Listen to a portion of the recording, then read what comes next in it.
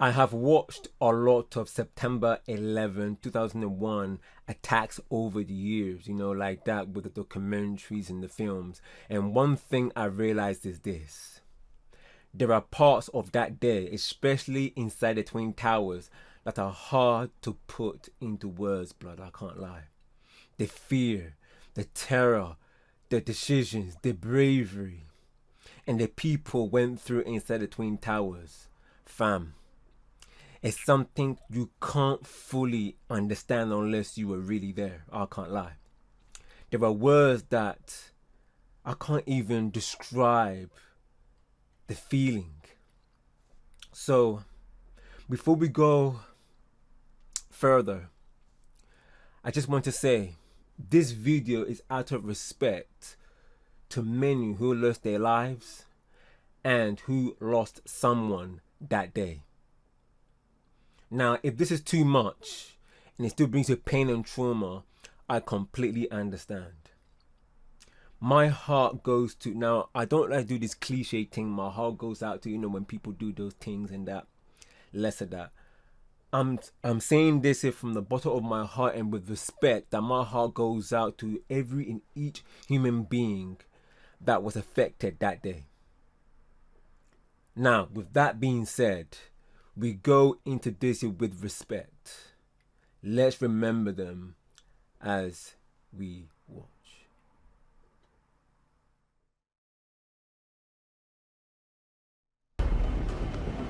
It was 9:03 a.m. when a second plane struck the South Tower, hitting between the 77th and 85th floors. Right at the heart of the impact zone was the 78th floor, which became such a horrific zone of carnage that it was nicknamed the Gore Floor. And I can tell you that when I get out of that fire stairwell, that's where I experienced the worst 30, 40 seconds of my life. And on that Tuesday morning, it became the intersection of life and death. Ladies and gentlemen, today we're going to tell you about one of the most horrific and heroic stories from September 11th, 2001.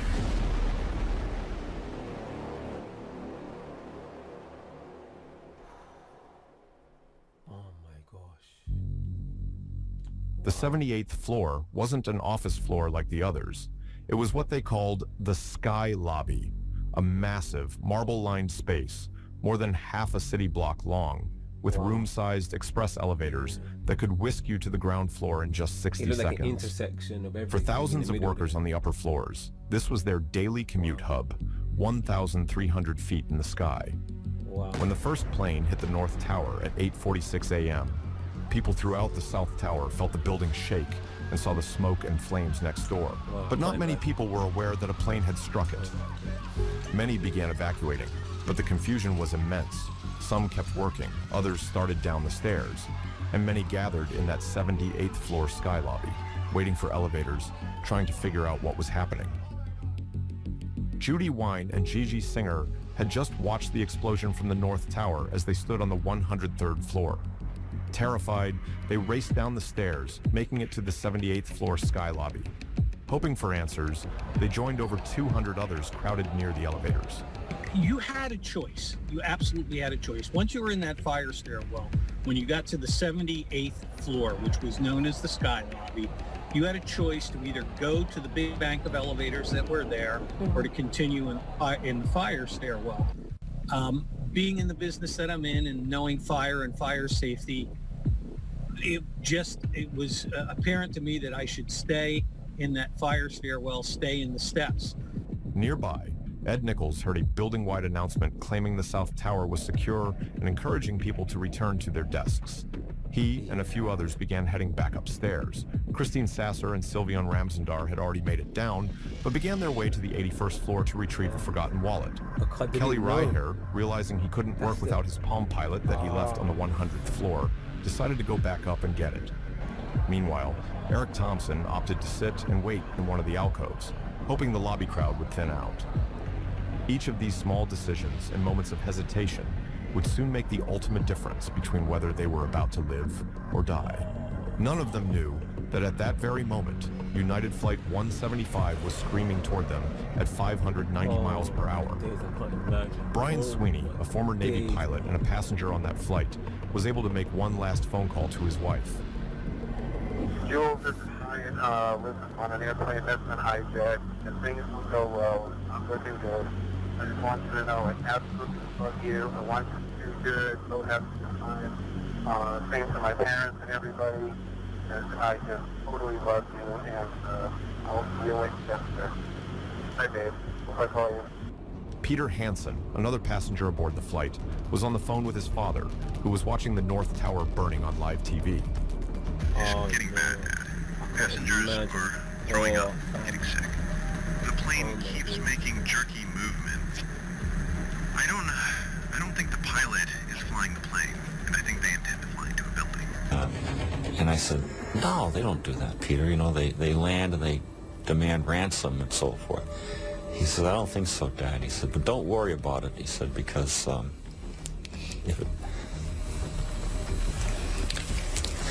don't worry about it, because if it happens, it'll be quick. I can't imagine how difficult it is. Don't worry, Dad. If it happens, it'll be very fast. Oh my God. Oh my God. Oh, fam. Oh, my.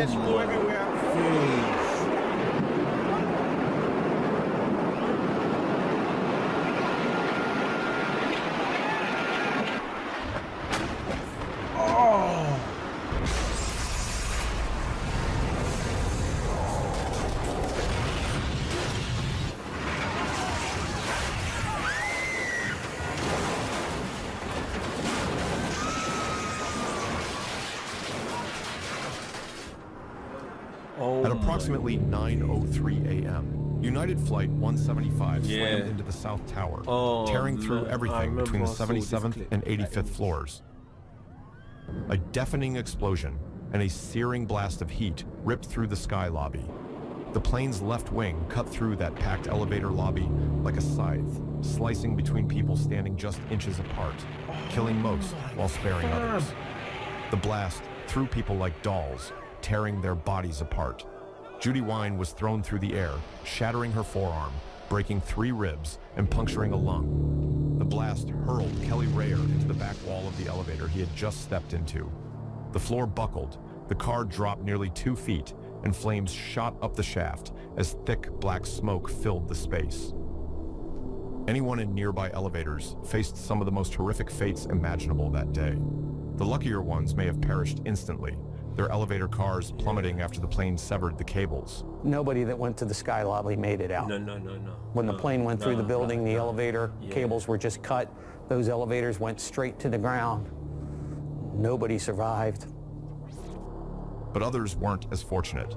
Trapped between floors with nowhere to run, they endured rising heat, thick smoke, and the slow seep of jet fuel from the crash, ultimately facing an unthinkably slow and agonizing end of slowly being burned alive. Raher's first thought, trapped in the wrecked elevator, was that he would die in the flames painfully and slowly. In a desperate bid to avoid that fate, he climbed toward the ceiling, intending to inhale the smoke quickly and lose consciousness. But then he noticed the elevator doors were cracked open just an inch. Seizing the chance, he pried them apart, jammed his briefcase between them, and crawled out into the devastated 78th floor sky lobby. What he saw as he entered back into the lobby was unspeakable carnage. One of the survivors recalled a horrifying sight. I woke up, there was debris all around, it didn't have the paper funds. All around, the floor was strewn with torn limbs and scattered remains. The devastation left many victims dismembered in ways too graphic to fully comprehend. Based on survivor accounts, an estimated 200 people were inside the 2,600 square foot sky lobby when United Flight 175 hit. It became the deadliest single location in the South Tower. Only 12 people on that floor survived after the fatal crash. Donna Spera, who had been toward the back of the lobby with a few others, survived the blast. When she regained consciousness, her arms were burning. Her watch felt like it was melting against her skin. She dropped her cell phone, only to look down and see Casey Parbu at her feet, the friend who had stayed by her side through all 22 flights down, and she was deceased. I remember seeing my friend laying on the floor. My pocketbook had fallen on her. She wasn't conscious. None of my friends that I was with on 78 made it. In that chaos and darkness, heroes emerged. The first was a young man named Wells Crowther, 24 years old equities trader who worked on the 104th floor and was also a volunteer firefighter.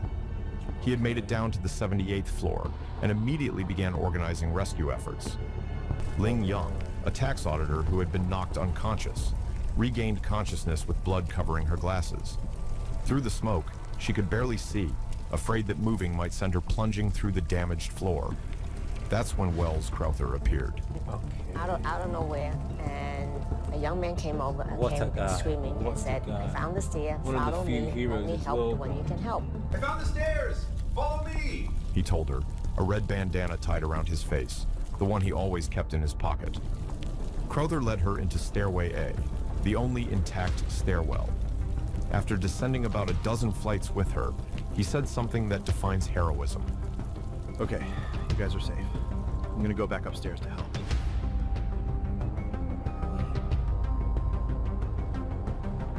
Mary Joes, a 54-year-old section head, had been knocked unconscious and came to be surrounded by bodies. Her face was burned, flesh ripped from her left arm, one shoe blown off. Crawling on her hands and knees through the debris, she found the door to the fire stairs. As she pushed it open, she called back into the darkness. "If anyone can hear me, this is where the stairs are." Only 12 people who were in that 78th floor lobby when Flight 175 hit would make it out alive. 9 were at the north end of the lobby, farthest from the impact. 3 were in alcoves off the main lobby. They all had one thing in common. They found their way to Stairway A, the only intact stairwell. What are those people gonna do? On the second one? All the elevators are blocked out. Well, the staircases must still be, right? Judy Wine and Gigi Singer both recovered and met up with Wells Crowther, who led them down the stairwell. Don't forget, around this time, bodies he stayed with them for more than 15 floors and turned back up the stairs for a third rescue trip. Donna Spera crawling through the smoky darkness out the building saw only as well. a silhouette in the light of the stairwell entrance. Imagine. Oh my days. She walked toward that voice, leaving behind her friends, all of whom had died. Eric Thompson, the analyst who had retreated to the 77th floor just before the impact, found Mary Joes and helped her all 78 floors down to safety. When we were going down the stairs, I do remember firemen walking up. We were met by 2 firefighters walking up the steps of the World Trade Center, and sadly, I'm sure they both died.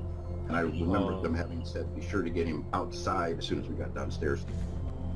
I don't know who the firemen were, but I know they didn't make it out of that building. As they made their way down, the firefighters were climbing up into the very heart of the fire. When firefighters reached the 78th floor, even they were stunned. The devastation was unlike anything they'd ever seen. It's going to pockets of fire. We should be able to knock it down with 2 lines. They know that. See, and the thing about this is a simple fact that, just something that I just want to say about this, right, is every time I watch these documentaries on the September 11 attacks, it doesn't matter how many times you watch it or how many times you've seen it, it never feels the same. You can watch it today and then come back a year later, and somehow it still feels new. Now, even though we know what's coming, the shock is still there. It hits you every time you watch this, and it hits you in different ways that you cannot even to describe. And every time that you watch these documentaries, and you know, I don't know about you, but for me, I watch so many documentaries here in different angles, different in different people's perspective. And every time that you go back to watch it, even to remember them, and even to understand what happened, because obviously we can never understand, but just to see what happened and try to know what happened here to these lives.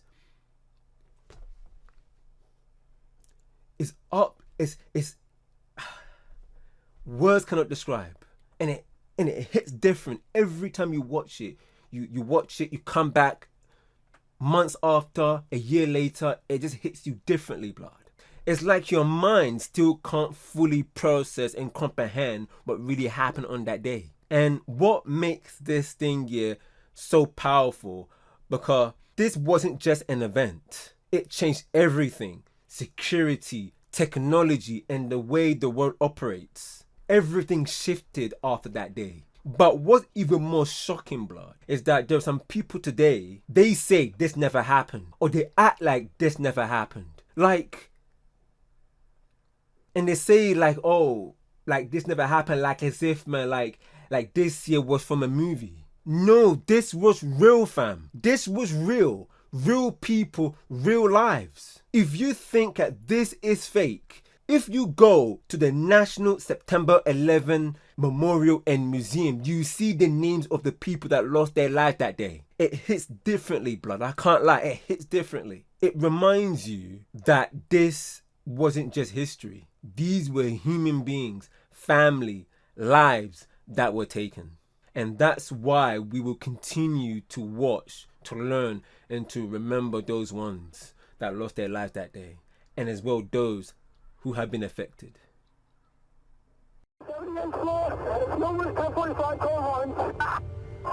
Look at that. I remember this. Yeah.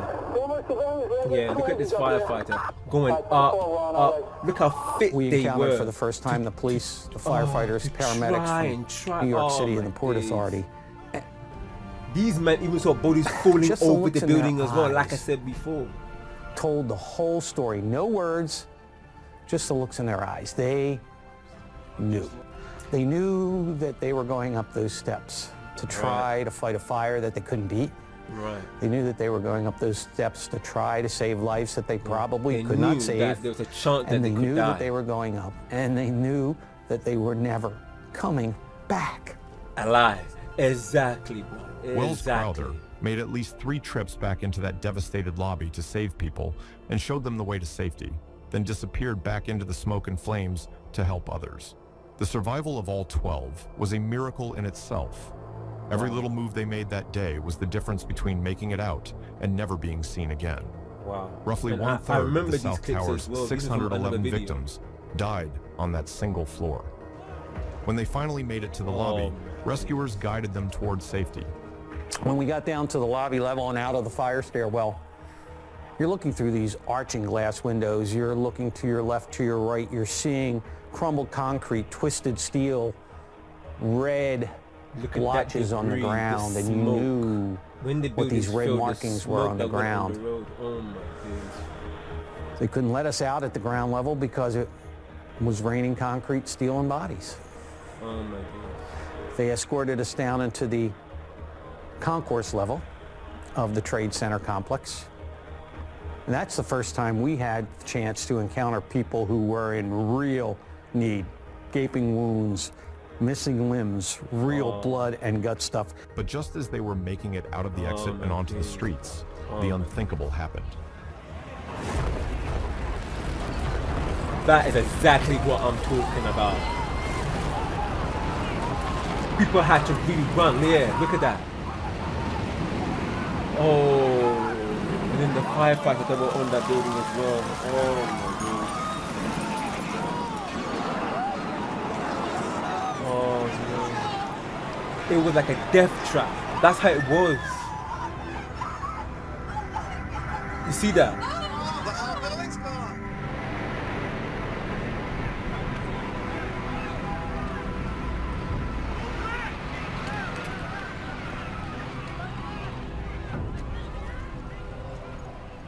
They turned back, and the South Tower collapsed behind them.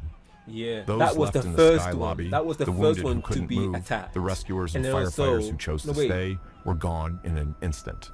No, that was the That last one to floor, be attacked, already and the described first as one a to portal collapse. to hell, became a tomb. The fire, the heat, the destruction.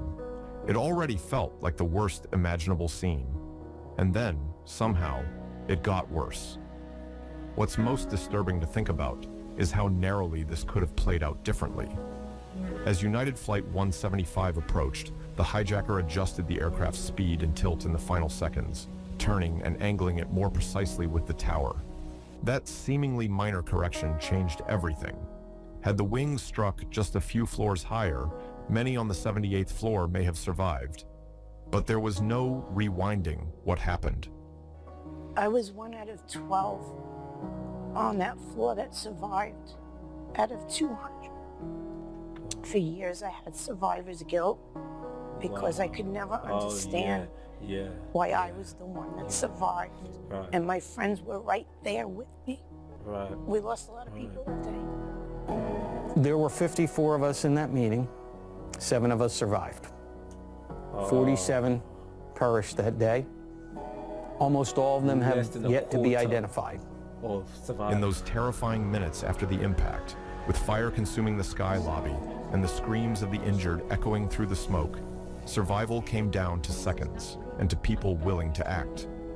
One of them was Wells Crowther, later known as the man in the red bandana. Right. He guided multiple people to safety, making at least 3 trips into the smoke-filled lobby. He didn't have to, but he did, again and again. He survived. His body was recovered months later, found alongside firefighters in the ground-level remains of the South Tower. The 2 women he helped, Judy Wayne and Ling Young, would later recognize him from a photo his mother had shared. The story of the 78th floor isn't just about tragedy. It's about courage in the face of absolute chaos. It's about ordinary people making split-second decisions that changed lives. And it's about those who ran toward danger instead of away from it.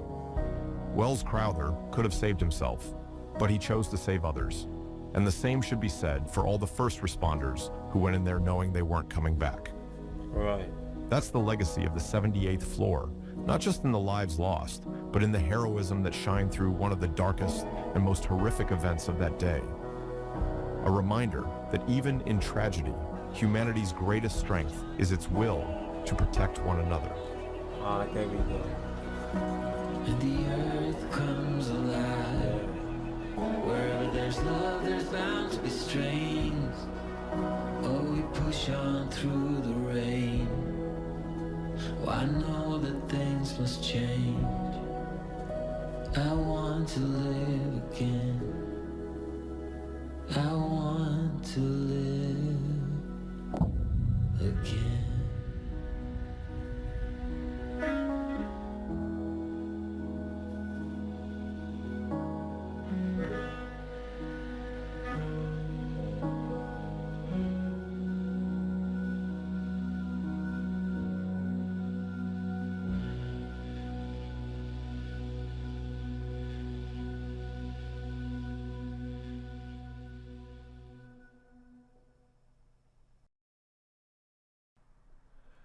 All right, fam. Absolutely.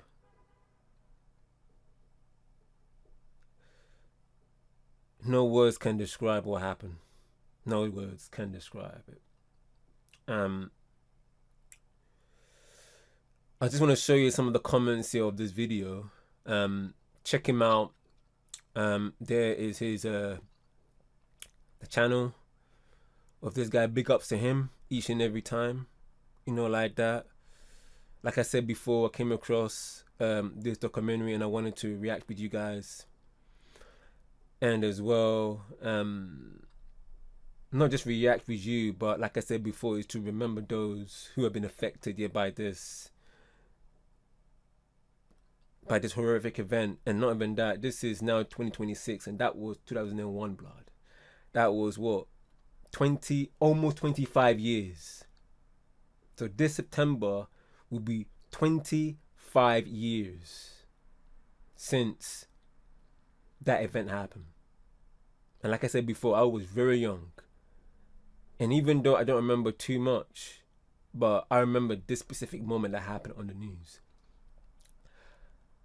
I just want to show you some of the comments here from this video here from this guy. Yeah, look. The man in the red bandana needs his own statue. He does. He 100% he does. Let me see what anybody says here. His family knows he's a hero. he even applied to the New York City firefighter before the attacks, and he was a voluntary. He wanted to do it, isn't it? They also dedicated the Hook Firehouse to him, statues and memorials. They run a marathon in his honor, the Red Bandana Marathon, every year. They teach about him in classrooms, such a hero. And look, I hope they still do this. Like I said before in my previous video, I don't like the way that these woke people have thrust these wokeness onto the children, like especially here in the UK, where like even the schools now are teaching young people to be ashamed of where they were born. And something like this here, just to teach this in history classes, blood.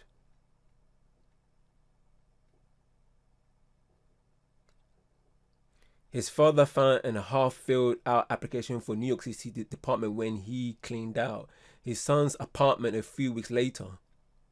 Okay, he gave it to the fire department, and they made him an honorary firefighter. This was a young man who had a prestigious job as a equity trader.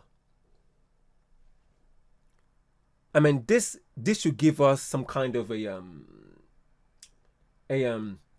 burden to go and learn about these things. So when things happen in real time, we know how to rescue other people when we're in the midst of that situation. You know, like that.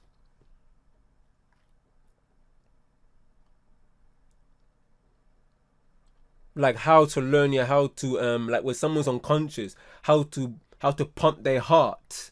You know, like that. How to pump their heart on the chest when someone just collapses. Know how to do that. You know, like that. Learn that. So just in case, just out of the blue, a family member just collapses, you know exactly what to do. But at the same time, you call the ambulance, you call the police department, you call the hospital right then and there while you do the heart pump, you know, like that. Doing something like that, man, can save lives. Yeah, look, the word hero is not enough to describe him. 100%. There's a real good documentary on him. He's a legend. It's called Man in a Red Bandana. Hopefully, fam, we can react to that, you know, like that. All of us as a remembrance here of the people who lost their life that day. Like I said before, we will definitely react to more. Not just even one here, look, the 9/11 flight that fought back. There are plenty of these documentaries around. There are plenty of them. Look, the fact that they encourage people to return to the desk is insane, yeah. This one here is probably one of the most... Although, that's the thing, like nobody understands around that point. Nobody understands around that point that nobody knew what happened. Like people are thinking that, oh, it might have been an explosion just from the other building, so everybody can go back. But nobody would have, nothing could have cut across their mind thinking that it was a terror attack going to hit both buildings. I remember even President Bush. I remember when he was in the school around that time, you know, like, and then one of these people came to his ear, and you know, and then the way that his face has changed. And not even that. This is even more of the most bookiest thing. This one as well. Those terrorists who hijacked the planes. There was some booky thing happening around that as well. Because how did they know how to operate United Airlines? And then there have been some talks and some investigation. I don't know if it was the FBI or whatever. Forgive me if I got that wrong. That these men came into the US to learn about, take training, to know how to operate a plane. and then came back, I don't know how many months or years later, and did this. I cannot imagine that. The fact they encourage people to return to their desk is insane. It is. But nobody knew what was going to happen. If people knew, it would have been a different story. But nobody didn't know. Especially those people in the United Airline Flight 93. The reason why that the passengers there did the revolt, and big up here to my man that said, let's roll, is because they have phone calls hearing about the news that the Twin Towers were attacked. And then I think the Pentagon was also attacked as well. So they knew that, fam, if that happened, then it's likely that our flight is also going to be attacked. We don't know where it was going to be, if we were going to hit the White House or whatever. So then they tried. And then there were also a lot of documentaries, man. Look, I've watched many documentaries on 9/11. Never seen one about the 78th floor. Big man thing, same here. Thank you for showing an aspect of the tragedy not normally covered. Very informative, 100%. I'll see you when you get there. Hits hard. Yep. The guy, especially on the phone to his, either he was family. Never let someone convince you to stay when you know you need to leave. Okay, this last one here. My godmother is Ling Young. She doesn't talk about what happened that day. It's too painful for her. She bears the scars to this day. Whalers Remy Crowther is an American hero, right? She would not be here if it wasn't for him, 100%. His photo is displayed in her house. It's crazy to think about that a stranger who was only in her life for less than an hour is the reason she can be at her birthdays, holidays, weddings, blood. This is what man is trying to say. We need to learn skills that we're able, man, to save others, to help others as well. Strangers that we don't know. That's the thing. In the day of this world where there is no heart, because now we're seeing it. Bare man out there, lovers of themselves. We have seen it. Let's be those men that are able, man, to save lives. Even in our small community, our small lives, our small world.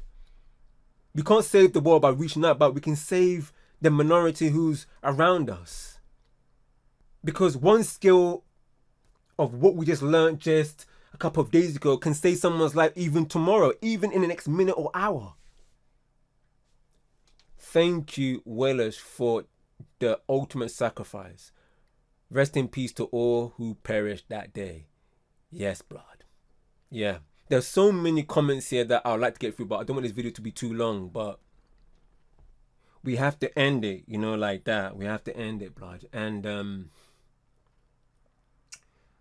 my days. Definitely, we remember the life lost, and we will definitely honor the courage shown, them way there. And we will never forget the day that changed us all, blood. Like this video is to all the victims who died and got trapped in that horrible attack, fam. And look, like as we end this, I just want to say again that this is all about remembrance and respect. And what happened definitely in the September 11 attacks, because what happened on that day was real. And the pain, like we read in the comments, like I said, I wish we can read all of it, but we can't. But I will advise you guys to go and read it for yourself. And as well as with other documentaries all over YouTube, like that. That this pain is still real for so many people today. And it's definitely a disrespect to man, to friends and family, to uncles and aunties, to grandpa and grandmas, to husbands and wives, brothers and sisters, daughters and sons that say that this never happened, blood. This never happened. So we are going here to continue reacting to more of these videos and documentaries little by little, especially those at Flight 93, like that. Not for entertainment, less of that, but to remember those who lost their life, that were trapped in this horrible attack. It's important, fam, that we do this together, especially when this year will be 25 years in September. You know them ones there. So that way, guys, we'll be able to watch, learn, and reflect together. And I want to hear from you as well, fam, in the comments below. How did this video make you feel? Actually, not just this video, but this whole thing, because I can guarantee you that a lot of men, exactly like me, that have went through so many documentaries throughout the years, learning about 9/11. You know them way there. Let's talk about it in the comments, you know, with respect. I will be there with you guys to just tell my thoughts about it. If anything that I may have forgotten, I will definitely tell you guys. And I guarantee that you guys more than I do. I mean, I would like to know what you think as well. You know them ones. And most importantly, like I said before, and I'll say it again, we must honor every life lost, every friend, every family member, brother, sister, uncle, auntie, grandma, grandfather, husband, wife, even those who were expecting children, fiancés, who were engaged, who had plans, dreams, and future ahead of them. We remember them because they mattered, blood. You know them way there. Oh my days, fam. And most importantly, they will never be forgotten.